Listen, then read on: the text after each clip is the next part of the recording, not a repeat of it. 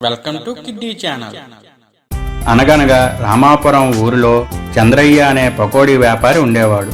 చంద్రయ్య పకోడీలు బాగా చేయడంతో పాటు ఆ రామాపురంలో పకోడీ వ్యాపారి ఒక్కడే కావడంతో ఆ ఊరిలో వాళ్ళందరూ అతని దగ్గరికే వచ్చి పకోడీలు కొనుక్కొని తినేవారు.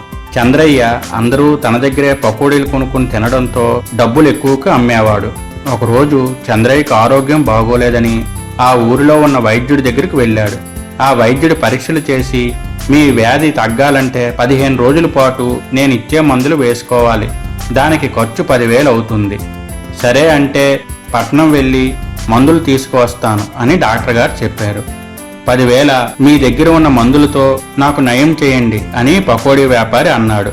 నా దగ్గర నీ జబ్బుకు తగ్గ మందులు లేవు, నేను పట్నం వెళ్ళి కొనుక్కొని రావాలి, మీకు కావాలంటే చెప్పండి, లేదంటే లేదు అని అన్నాడు ఆ వైద్యుడు. సమయానికి చంద్రయ్య దగ్గర అంత డబ్బులు లేవు. అలాగని తనకు వచ్చిన జబ్బును తగ్గించుకోవాలని మనమంతా ఒకే ఊరు వాళ్ళం, కాస్త తగ్గించవచ్చు కదా అని అడిగాడు చంద్రయ్య.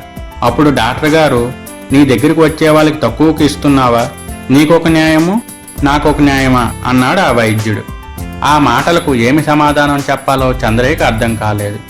కాసేపు ఆలోచించి, నాది తప్పేనండి, ఇక నుంచి పకోడీలను సరసమైన ధరకే అమ్ముతాను అని అన్నాడు.